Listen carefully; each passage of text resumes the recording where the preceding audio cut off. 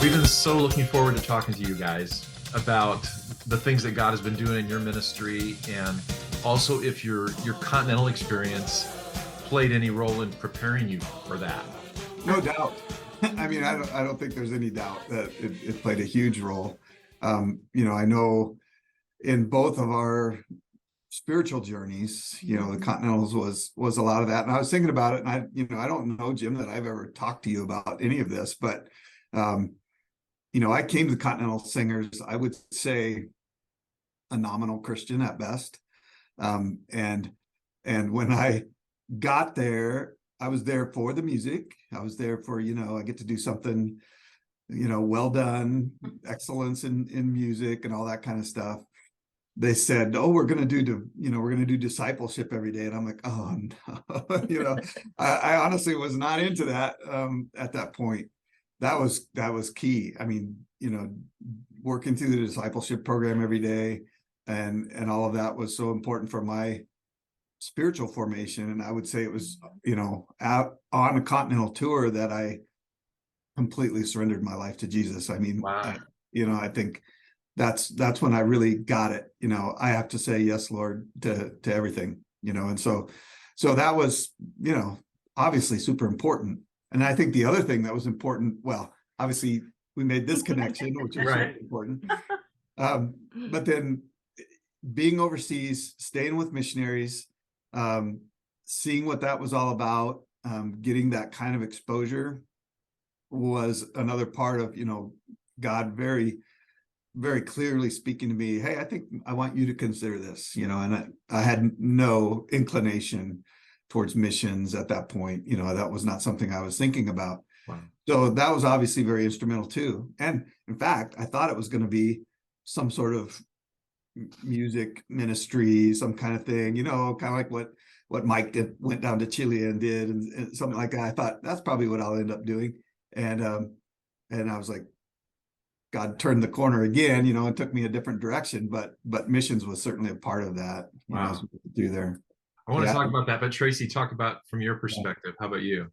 Yeah, from my perspective, I grew up in Virginia, never thinking I would leave there because nobody in my family did, and going with Continentals was the first journey out, first time on an airplane, first time out of the state. And, it opened my eyes to a world that I never knew. But it made me want to be in a ministry of some kind. I don't know if I ever thought of doing overseas, but God took me one step at a time. And so, yeah, it made a difference, gave me confidence, gave me, and I always loved music, but I never thought about, being up in the front or anything like that. But yeah, Wow. It really changed my life. And of course, same thing. How old were you both when you joined the tour? I was 19. Yeah, I think I was 25 when I went the first time. Oh, wow. Yeah. So talk about the turn in the road for you. Where did you end up? A lot of people watching this probably don't have any idea what you've been doing. Yeah. So actually, I was back in Thousand Oaks, off tour for a break and working in the office, when I kind of reconnected with some people that I had met very early on, like when I was like 12 or something. They had been Mission Aviation Fellowship missionaries who had come through my home church. And I was actually doing an audition. So I was, looking through an audition form and recognized this girl's last name. And then as I read her story, right, she's a missionary kid. Her parents he's a pilot with MAF. And I'm like, that's the people that came to my church in Iowa, way back when. Wow. They were living in Redlands, which is where MAF's base was at that time. And I just kind of on a whim called them and said, I'm kind of interested in what MAF is and what you guys do. A little bit of background. My dad was a pilot. I had learned how to fly when I was just out of high school. But I hadn't flown for probably 10 years at that point. And so I called them and I said, "Can I come down and see what this is about?" And so they invited me down the next Saturday. I went down there. The lady actually at that point was on the MAF board, and the guy who had been the pilot had actually gone on and went to work for World Vision, so he was no longer working for MAF. But they showed me all around MAF, and there happened to be a group of guys there from Moody Bible Institute that day who were doing what we call our long cross country. So it's the last long flight you take before graduation. So they had flown from Tennessee all the way out to California, and they were hanging around the MAF campus that afternoon. And so I got to talk with a bunch of those guys, and I went home from that and I was like, I think this is what I'm supposed to do, you know? Wow. And so that afternoon I said to the Lord, hey, if this is what you want me to do, if the doors open, I'll walk through them. I applied to Moody Bible Institute because I needed to get some more training. That door opened, walked through that. We got married while I was doing that, and then applied to MAF right after we graduated from Moody and got accepted, and then went on our way. And so we served. All of our time we served is in Latin America, and it was great because, I mean, you guys know I did the Latin Continentals for a while, and so I had that connection. So we were in Nicaragua for a few years, then we went to Venezuela for 11 years, and then we went to Ecuador at the end of our career for 13 years. That's where we finished up on the field, and then came back here to headquarters in 2018. Wow. Incredible. Tracey, did you ever think you'd end up in South America? No, I didn't. Like I said, God is good. God prepares you. Knowing, we went to Nicaragua, I always heard horrible things about Venezuela, and then God called us there. And by the time he did, it was great. We loved it. It became a part of our hearts. And so God's good. He always prepares us. And even coming here, I always said, no, we don't ever want to go to headquarters. And it's been such a blessing to be here and be on this, the backside of MAF and how we help, those that are overseas. I mean, these people do so much. We've always been thankful for them these past years while on the field. But yeah, it's fun to be here. That's so cool. Dan, you mentioned the Latin Continentals, and that's a part of the journey that with you that I really treasure. And those people are very close to my heart down there. And talk about that a little bit. What drew you to go start direct the first Latin Continental groups and get that ministry started? Yeah, so like Tracey said, God's always, he's always working in us. And so while I was in college in the middle of Iowa, I had to take a language. I took Spanish for a semester. You only had to take a semester, but I loved it. I really loved it. And so I kept on taking it. I ended up with a minor in Spanish for no good reason. I mean, I had no idea why I did that.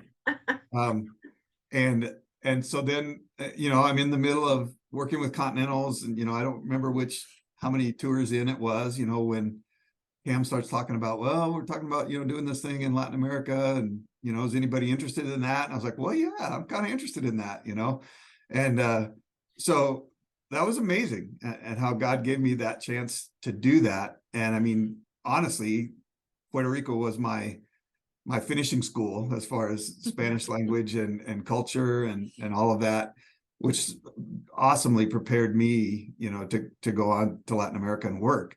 And so that was just a piece of the puzzle that God saw, right? But I didn't have any clue how that was going to work out. And so that was great. Yeah, I loved the time in Puerto Rico, and it was super fun. So incredible. You're a little secret. You're royalty down there. Yeah,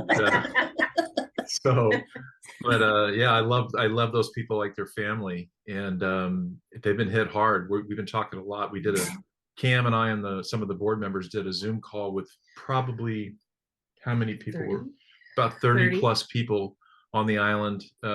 We just had a conversation about sort of rebuilding the ministry. As you know, the island's been hit so hard and basically cut in half like a buzzsaw with the hurricanes and earthquakes off the south shore that were literally almost daily hitting Ponce and the south. And so, but there's so much invested there, so much talent, so many great people, and such a legacy. And a that need. that began with when you went down, and a need. Yeah. And that's what we wanted to talk about, is their need. And they all are very excited about doing something. Cool. Yeah. Well, that's good. That's good to hear. In fact, why don't you, if you don't mind, say a little something in Spanish and say hello to them, because they're all watching these. Claro, claro que sus saludos a todos los latinos, a todos los Latin Continental Singers, los que estaban ahí como parte de lo que Dios ha estado haciendo ahora para, wow, muchos años, más que 30 años que están allá. Fue un tiempo muy bonito de mi vida y estoy muy agradecido que Dios me dio la oportunidad de estar con ustedes allá en Puerto Rico. Que el Señor les bendiga de una forma rica y que tú disfrutes todo lo que Dios tiene para ustedes. Un abrazo. Great. Now I'll translate. Yeah, right. Let me ask you this, starting wrapping up. As you look over the landscape of your experience with Continentals, in terms of the things that you learned, which I'm sure are many, like all of us, what really jumps out at you? Like, what's something that shows up in all the stuff you do on a daily basis? Anything come to mind? Well, so one thing's fresh on my mind. So we're in the middle today here at MAF of our semi-annual board meetings. So our board is on campus today. And oh, wow.